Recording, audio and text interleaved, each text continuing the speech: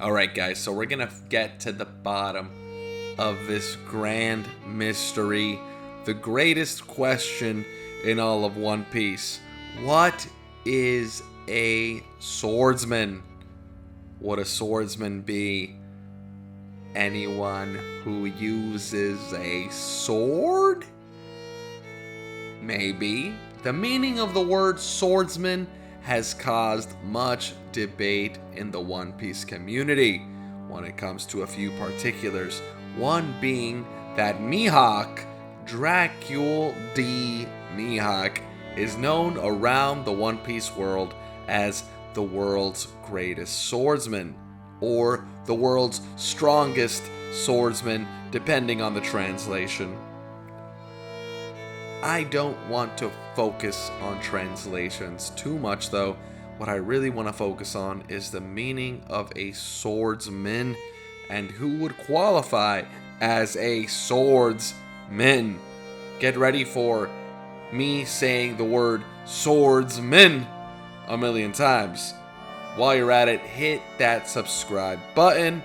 We got a lot of One Piece content coming for you guys. This is just one of many videos on my channel. Go check them out. So, the question is, what is a swordsman? Does simply wielding a sword make someone a swordsman in the One Piece world? We all know Dracul Mihawk is a swordsman. That is the most obvious one. He is the epitome of a pure swordsman. And there is very little chance he would resort to any other type of attack that would not be sword related. His entire portrayal is based off of his mastery with a blade. Second person that comes to mind is someone like Zoro. His three-sword style is unique and awesome to look at, and he's extremely powerful at the same time. He is someone I would consider a pure swordsman.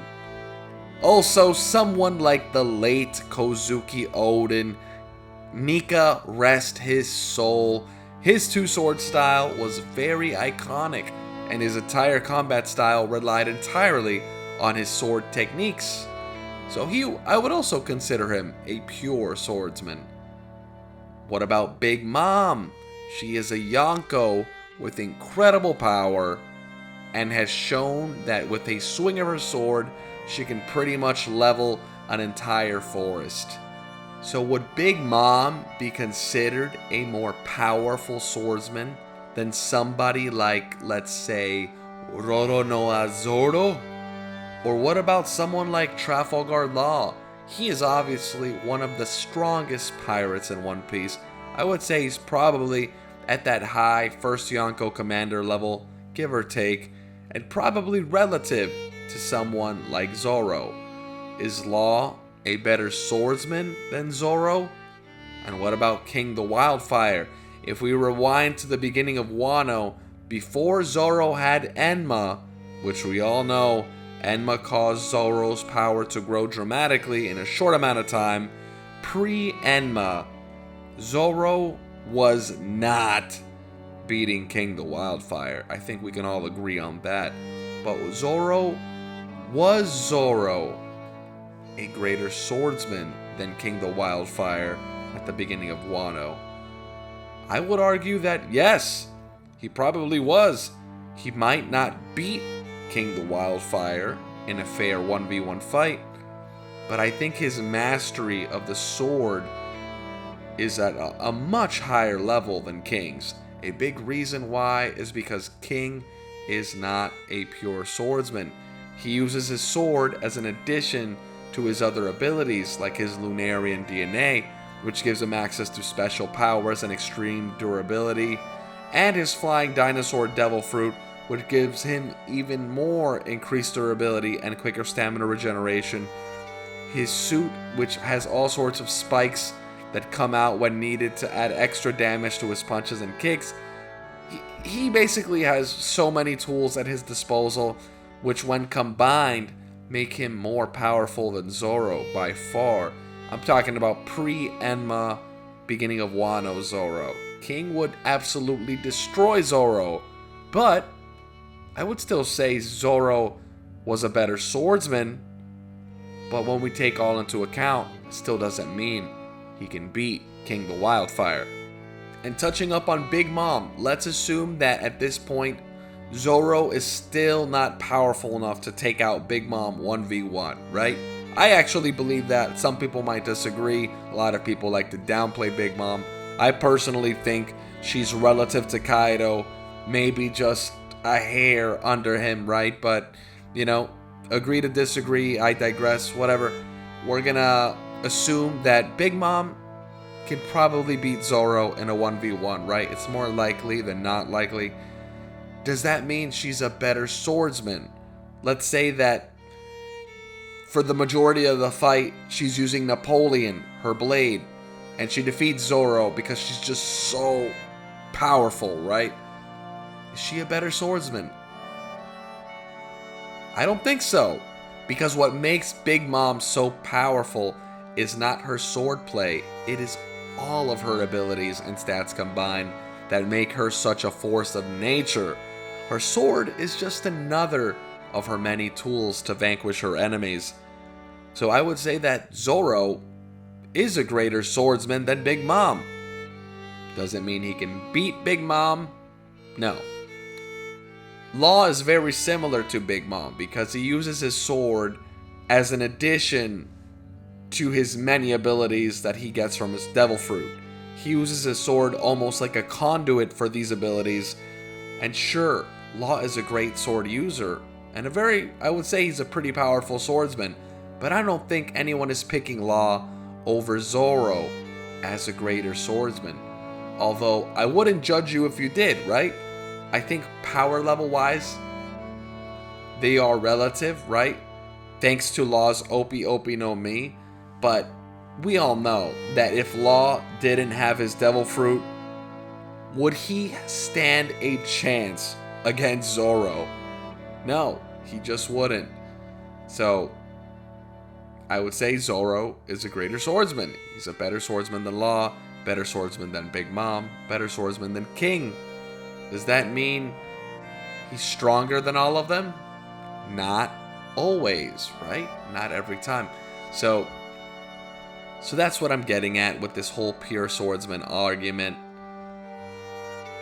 It might be common sense to some people, but maybe some of you are learning something, that people like Big Mom, King the Wildfire, they rely on things like devil fruits or their raw strength or crazy genetics as their primary offense.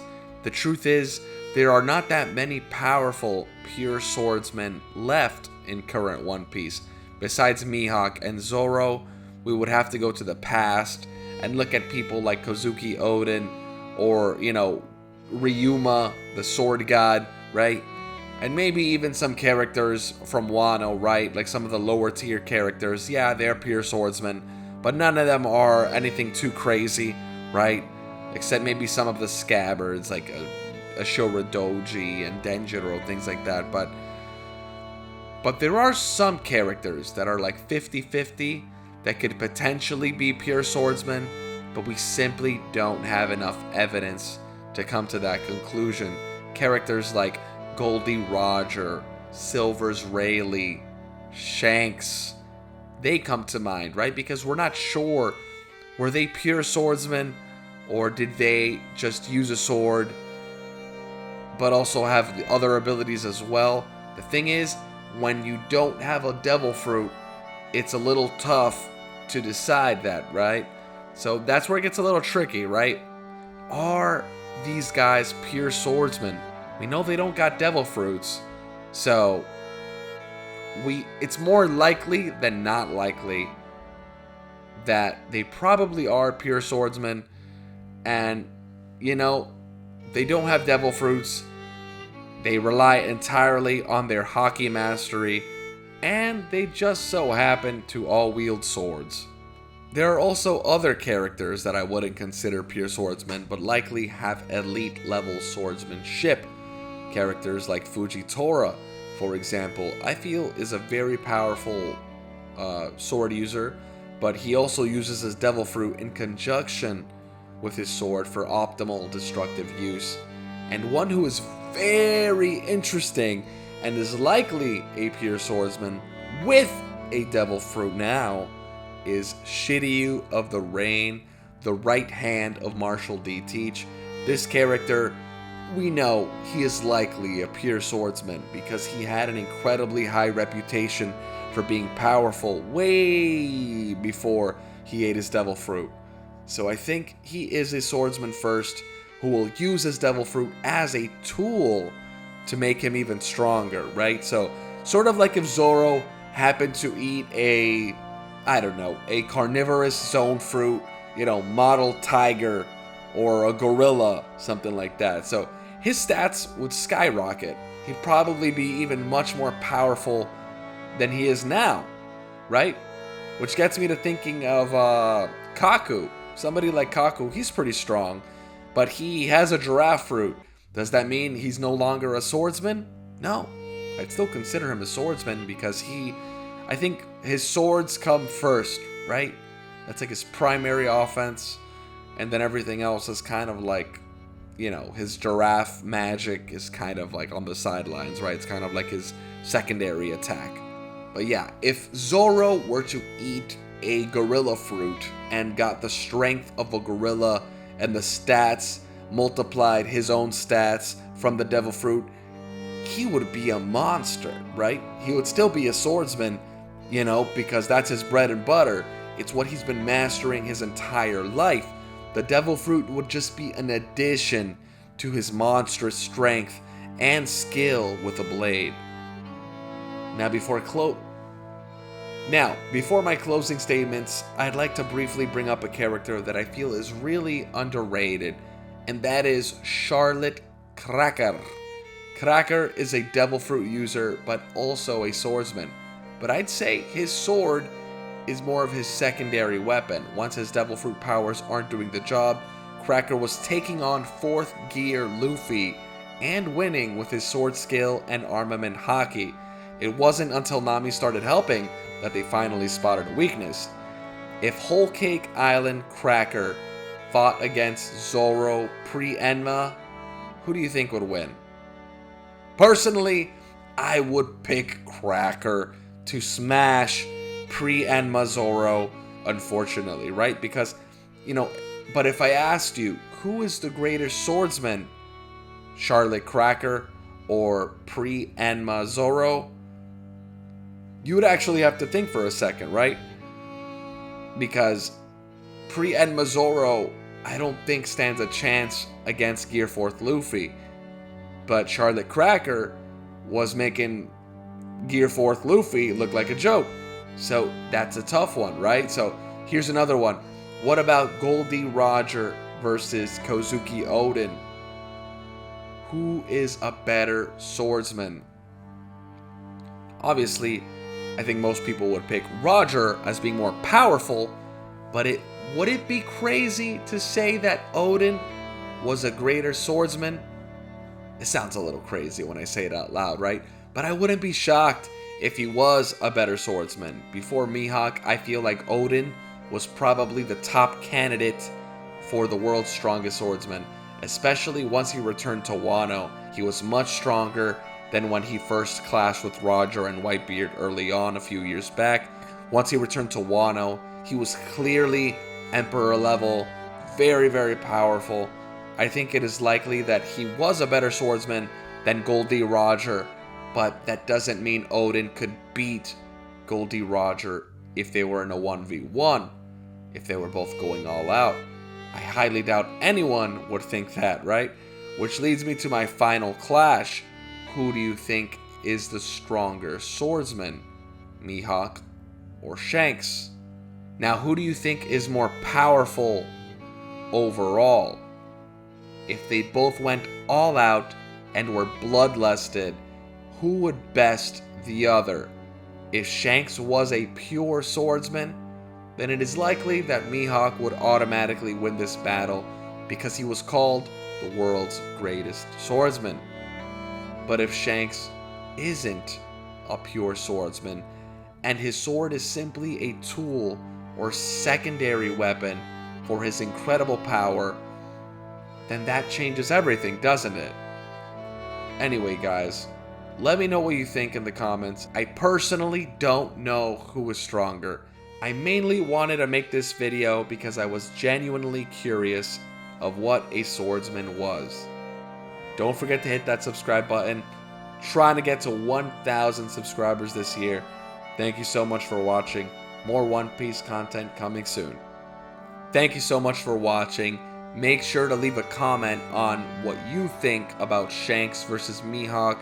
And is Shanks a pure swordsman, or does he use his sword as a secondary weapon, right? Similar to somebody like Big Mom, Fujitora, even Shiryu of the Rain, Cracker. Even though they have devil fruits, do you think that Shanks' mastery of Haki is almost like a devil fruit on its own, right? Let me know if I sound crazy. Let me know if I'm making sense. More One Piece content coming soon. Hit that sub button. Take care, guys.